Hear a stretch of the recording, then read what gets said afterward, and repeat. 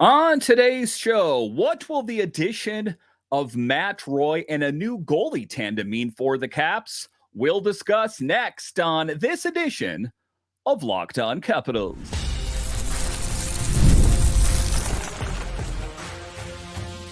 Your Locked On Capitals, your daily podcast on the Washington Capitals. Part of the Locked On Podcast Network, your team every day. Well, hello and welcome into this edition of Locked On Capitals. I'm so glad you decided to join me today. As always, this podcast is free and available on all the major platforms, including the SiriusXM app and on YouTube. And I want to thank you for making this your first listen each and every day. My name is Dan Holtby. I've covered the Capitals for the last 3 seasons for Locked On and various other outlets before that. I'm also the host of the weekly show called The Capitals Minutecast, available wherever you find your podcasts. You can find me on Twitter. It's at DanCaps218. You can find the show on Twitter. It's at Locked On Caps. And the best way that you can help grow the show is to subscribe to Locked On Capitals on YouTube and comment anything down below. Today's episode is brought to you by our friends at Game Time. Download the Game Time app, create an account, and use code LOCKEDONNHL for $20 off your first purchase. Terms apply. So in this edition of Locked On Capitals, we talk about changes on the blue line for the Caps. Listen, John Carlson last season routinely played 25 to 30 minutes per game. That is not sustainable for John Carlson. That is not sustainable for the Capitals. So former GM Brian MacLellan made a change and made a big acquisition by signing Matt Roy to a 6-year deal. What will that mean for the Capitals? We'll talk about that a little bit later. We'll talk about kind of a surprise, a change in net. Listen, I thought it was going to be Hunter Shepard and Charlie Lindgren in net, but something strange happened and Logan Thompson was introduced into the mix. What does that mean for the goalie tandem? We'll talk about that a little bit later. We'll talk about Braden Holtby and what he meant for the team as we reminisce on the years Holtz played for this team. And then in the final segment, we'll talk about Chris Patrick and how former GM Brian MacLellan set him up to succeed. In this episode, I am joined once again by Hockey Troll of the Caps Chirp Podcast. Next, my conversation with him.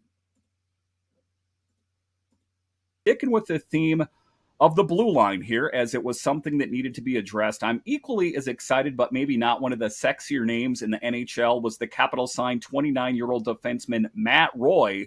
And with this one, they pushed all their chips in, a 6-year deal worth $34.5 million. Matt Roy tallied 25 points in 81 games during the 23-24 season and set a career high in average ice time. Not a real two-way defenseman, a more stay-at-home defenseman, if you will. And it's interesting that these big moves on the blue line kind of remind me a little bit about years ago about the big additions of Niskanen and Orpik. And I remember hearing that and going, wow, the Capitals blue line got a lot better. It's too early to tell if that is going to be something equal. But what were your thoughts about Matt Roy? 6-year deal. They're really all in on him. Yeah, you're paying the veteran price there for Matt Roy. But, I mean, this is a guy that came out, of L.A., and he is used to playing shutdown D and is a physical presence as well. I like it. I mean, you can't have 2 offensively minded defensemen. There's only 2 of them on the ice, right? So, unless you're really getting the forwards involved in staying back and things like that, having both of them is just a recipe for disaster. 2 offensive defensemen, right? And I think that the jury is still out on management's mind with Sandin. What kind of, because I think Sandin's body position is sound, and I think that he's dogged on pucks. I think that his size hinders him, but barely noticeably, right? So how is he going to develop into a player to be smarter and more, stick to puck and things like that, and working guys through body position? When you look at Roy, he's established. He's going to add that shutdown kind of staunch defensive kind of look. I think we'll still have TVR there in the mix as well. So I think TVR is kind of a chameleon. He can pitch in a little bit offensively, but for the most part, he relies on his positioning and skating ability to get things out. But I'm not sure really if he's considered a puck mover or an offensive talent, right? So I think that now we have the three, let's call them three offensive defensemen with Carlson, Sandin, and Chychrun. And then, you've got Roy, TVR, and who was that? Who's the third one? Sorry. So taking a look at the pairings, how they're kind of sketched out right now. Again, it's early here as Jacob Chychrun and John Carlson, first pairing, Rasmus Sandin, Matt Roy, second pairing, and Martin Faravari in TVR on the third pairing. And again, this is early. We also know about Alex Alexiev as well. And so there's still a lot of questions there, not to mention Vinny Iorio. And Dylan McElrath, I really liked his game in the postseason. Another guy, a physical guy, a leader, the captain of your Hershey Bears. So a lot of questions. And, you take a look at it. I'm kind of surprised that TVR is still here. He is one of the guys that I had circled on getting shipped out along with Nick Jensen. So Nick Jensen was no surprise. I was just pleasantly surprised the big return that they were able to get for him. In this edition, we are talking with the hockey troll of the Caps Chirp Podcast. And one of my favorite things to talk about on this show is net minding. I love it. And there's always controversy when it comes to the net minding with the Capitals. If we take a look at it, Charlie Lindgren and Hunter Shepard is who I thought it was going to be without question. I remember quite a few years ago when it was Braden Holtby and Michael Neuwirth, and then all of a sudden they inserted Thomas Vokoun, and I'm like, what's going on here? So we take a look at this situation, and they added Logan Thompson. I get it, Logan Thompson, Charlie Lindgren, both entering into contract years. Logan Thompson, familiar to the Capitals organization, they got him for $700,000, so bargain basement shopping. That veteran. The thing that kind of bums me out is this was for me anyway, and it's not all about me, but it is in this case, is Hunter Shepard. I wanted this to be the year for Shep Daddy. He's killed it all the way from UMD all the way up. I think he's deserving. What are your thoughts about adding Logan Thompson to the mix, and where does this leave Hunter Shepard? Well, I think you bring up a good point for the whole team, right? Like the forwards just got log jammed. LaPierre and McMichael were shoo-ins to probably consistently crack the top six. Now that those dreams are gone, they'll be there, don't be wrong, but they're not going to be the guy. And you're right. The entire blue line has a glut. We got a glut of blue liners. We don't know what's going to go on. Now you could look at it like a log jam, right? But it's also a ton of leverage come into free agency, right? Into the deadline. If Logan Thompson's not working out, that would be an easy move, right? So league men, like a league men goalie who's, we're going to give him some minutes. Lindgren will play probably a lot, but this is a guy who can challenge Lindgren for the number one spot. I've said it 100 times about the Washington Capitals goaltending is that no net is just ordained. You have to win the net if you're going to play, and DC is in the goaltending position. I don't care who you are. Carey Price could sign tomorrow, prime Carey Price, and I feel like that he would have to still fight for it and get usurped at some point. Every goalie who's been a longevity goalie for the Washington Capitals has stolen the net. I hope it's Charlie Lindgren. Unfortunately, I feel like Charlie Lindgren may take a step backwards because his rookie year is under him. There's tons of footage of him now. The book will be out. He's a southpaw. The shooters in this league are insanely good and smart. They're going to figure it out. You'll hopefully the southpaw thing still freaks people out. I know it does for me when I'm playing beer league. So hopefully that continues, but he may regress. I think bringing in a veteran is a really good idea. And again, that extra pressure, Shepard, I feel like could come in at almost any given point. And on top of it, let's say it just becomes kind of muddy. You could just cut Logan Thompson. You could just cut him, right? You could waive him, and give him away. It's $700,000 off your cap. You've got him for a limited time. I think that the Washington Capitals do a really good job of keeping it Thunderdome in that position, and I think they have forever. And I understand, I've had some more time to think about it, is Charlie Lindgren sustainability. I mean, if we can take a look at last season, a snapshot of it, really, really good. The season before was really good in December, and then someone turned the burner off on his season. He got really cold. So I think that they didn't want to have any question marks, because say they didn't add a guy like Logan Thompson, and say Charlie Lindgren wasn't all that, then it would have all went squarely on Hunter Shepard's shoulders. And to be fair here, we don't have a large sample size of him playing in the NHL. He's played really well in the AHL and everything underneath of it. Ultimately, I think it's going to be Clay Stevenson in the long term, as both Lindgren and Logan Thompson are in contract here. So it could be interesting to see how that all shakes out.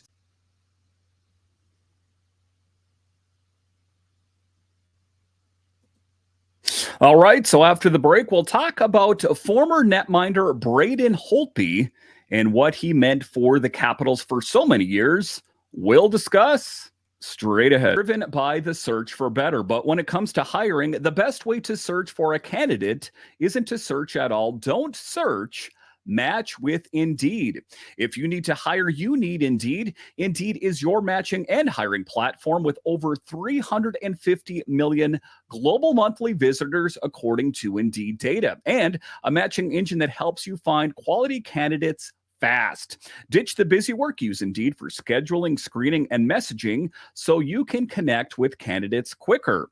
And Indeed doesn't just help you hire faster. 93% of employers agree Indeed delivers the highest quality matches compared to other job sites, according to a recent Indeed survey. So if you are involved in HR, the hiring, the firing, that kind of thing, you need Indeed.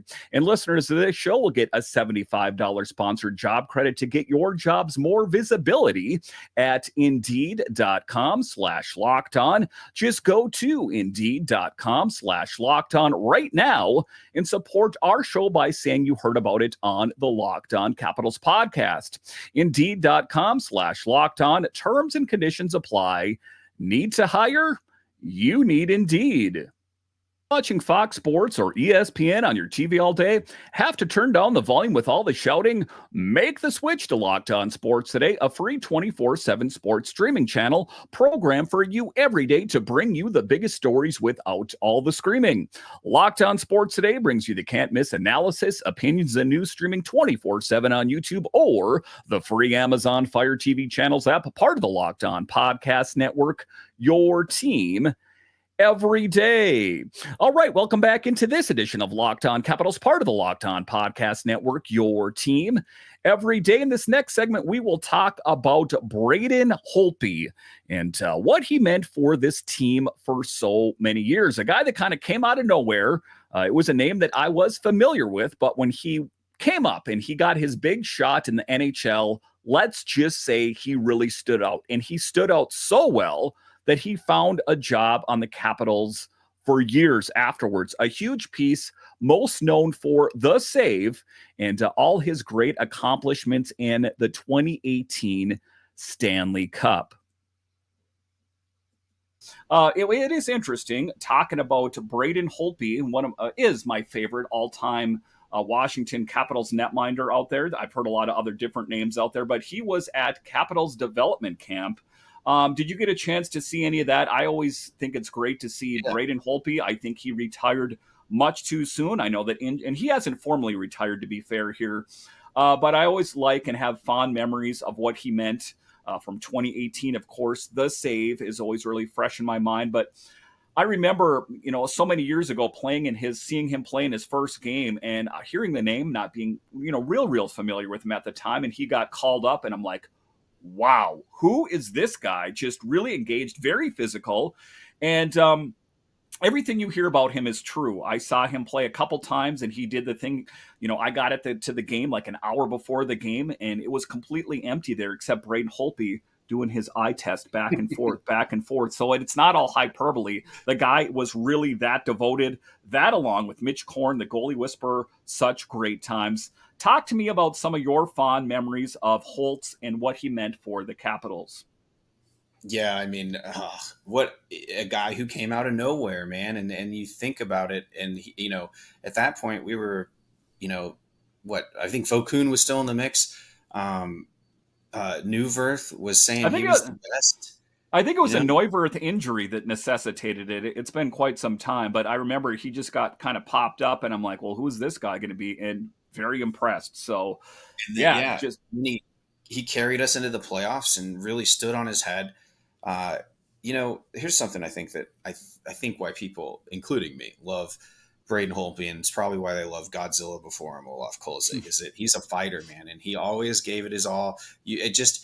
It just always felt that way just by looking at him, his mannerisms and things like that. He may have just been, out to lunch, who knows? But as far as the way that guy played, it looked like he was fully engaged and so dedicated to winning, and just such a chill, even keel dude. Obviously, I'm sure he's a little crazy, as all goaltenders are, especially if you watch him in only the pregame and don't know anything else about him. But no, I mean, definitely that was the save I have hanging up on my wall from the Washington Post there on Tuck. What I really like about Braden Holtby was that he was usually on front and center whenever the Washington Capitals were doing any charity work and community work, and his dedication to the city is unmatched. I think it was Carl Alsner I was talking to, and he said that Holtby's retired there. I mean, he's got a house. He's kept his house in DC. Like he is still in the DMV, has a presence there.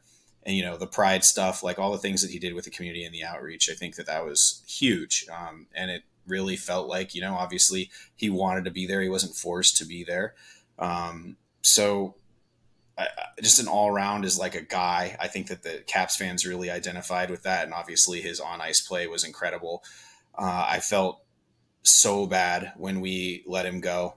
I knew it was going to happen, and I hated every second of it.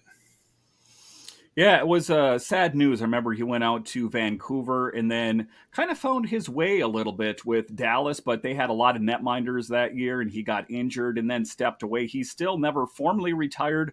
I would be surprised if he returned, but a premier athlete, super nice guy.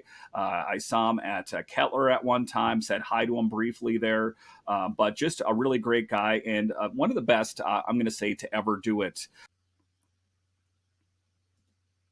All right, so after the break, we will talk about new general manager Chris Patrick and what he means for this team. Listen, GM Brian MacLellan was lights out and put this Capitals team in a really good position for next season, but Chris Patrick has big shoes to fill.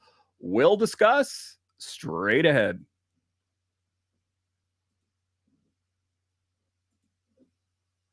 Game Time is an authorized ticket marketplace of Major League Baseball, which makes getting tickets faster and easier.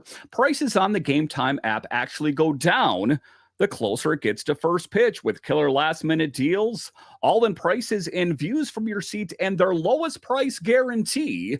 Game Time takes the guesswork out of buying MLB tickets. And listen, I get it. Life is busy. Oftentimes you tell yourself, I'm going to get tickets to the Nationals game, and guess what? You get busy. You forget about it. Well, fear not, as tickets are actually cheaper closer to first pitch. Take the guesswork out of buying MLB tickets with Game Time.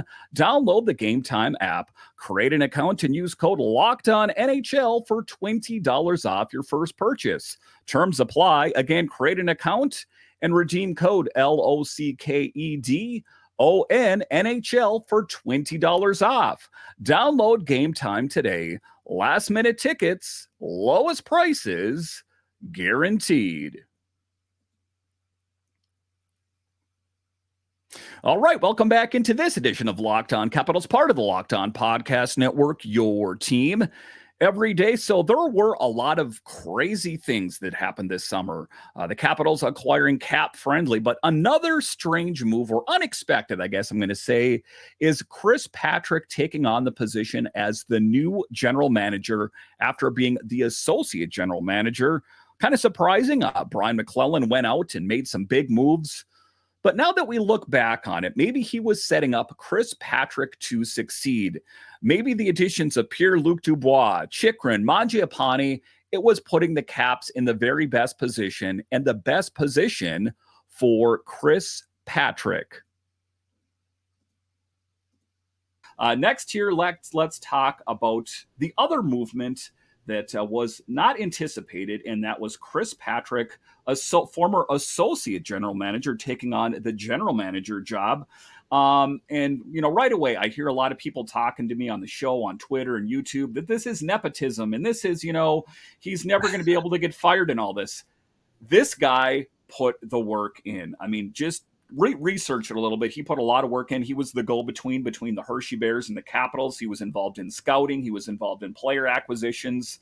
And one of the things that Ted Leonsis says is that in the modern era, when they hire general managers, a lot of them have degrees in business. It's not like they just, grab these guys out of a hat here and decided. I think that Chris Patrick was more than deserving of that. And the good thing about it is that former GM Brian MacLellan is just going to be down the hallway. And so if he ever needs to reach out to him, he's got that guidance there. An unexpected move, I'm going to go ahead and say. What was your thoughts about GM Brian MacLellan not moving on, but moving up, and the addition of Chris Patrick as the new general manager? I mean, I think in a corporate environment, that's a great way to grow talent. Obviously, I'm sure that being a hockey family helped his development into this, but at the same time, you're absolutely correct. I mean, he's been with the Washington Capitals organization, I think like a decade, more than a decade. And I think it's actually more than 15 years. He's been working with them, started in scouting. I mean, he worked his way up through the ranks. That's absolutely for certain. I mean, what a G Brian MacLellan is. Can we just say that right now? Just, slowly building up, having like great offseason, great moves, like takes over, gets a cup, and then continually rebuilding and retooling. MacLellan's not a young man, but I'm sure this dude wants to just chill and drink some beers. He's done enough. The guy, he's getting older. Why be in such an awesome, high-paying job if you can't retire early if you don't want? If you want, I think this was just like a victory lap for him. He went out, absolutely decimated free agency, got what his team needed. If Patrick screws this up, it would be quite damning. So I don't know if he's setting him up in like some crazy TV HBO drama, but if anything, I think that he's done a really good job to mentor his predecessor, or his successor here, and keep him set up for the future. So watch how it's done. Obviously, he was pivotal in a lot of these calls as well. So, you never know what goes on behind closed doors. Maybe he was, he was obviously a valued voice in the room, but maybe he was really driving at some of these things. No, I think it was surprising, but at the same time, like as you look back on it, you're just like, really, I'm more impressed by MacLellan just being like, yeah, I just did that, and now I'm riding off into the sunset. I'll still be around, probably getting a raise, I don't have to be in talking to a-hole GMs as they're freaking out about whatever they're thinking about. And I can do more, like VP stuff, later. Yeah. And some of the stuff that he said that he's going to miss is being in the locker room, that having that rapport with the players, kind of keeping the pulse on the team. Where's this guy at? Where's that guy at? That he's going to miss that aspect of it. But I forget his exact age. I know he's in his 60s now. And, he's a guy that was very stern when he went out and said something, he meant it. I remember before Tom Wilson got signed, on this show, I talked quite a bit about the possibility of him being moved. And Tarek El-Bashir also brought it up to him. And he was very serious. And he's like, who keeps bringing that up? Who keeps bringing that up? And Tarek, El-Bashir's there, and he's like, it was me that I brought it. He's like, it's not going to happen. And he had that stern look on his face. And some of his former players said that they didn't see that look on his face very often, but when you saw it, you knew that he was serious. So the other thing I like about GM Brian MacLellan is that it was like a rental car. He saw this team. He filled it up with gas. He put new tires on it, got it detailed, and he put Chris Patrick in an excellent position to succeed. There's not a lot of like, hey, good luck with this big mess. I think all things considered, he did everything. He got that top line center, that top 6 forward that we've heard about, and he took care of the blue line. A lot of credit goes out to him for taking care of a lot of this before he just rode out into the sunset, wouldn't you say? I mean, tell me how many times you hear about a succession in GMing in the National Hockey League. Usually it's somebody gets, shown the door and then they're scrambling to find some guy who's GM'd 5 other teams, right? I mean, it's that talk about, not so much nepotism, but a good old boys club when it comes to that. GMs just kind of switch teams all the time. I think that when you look at it again from like a corporate structure, like that's pretty sweet to see that the Washington Capitals can develop not only talent in players, but have a good business acumen to them as well. Caps just rule. It's a really good, I think culturally it says a little bit or says a lot really. And then on top of the succession plan, it's like, this was not a panic thing. We understand that our players are aging and the management gets different, but it just seems like the Washington Capitals have a plan and haven't had many missteps along the way.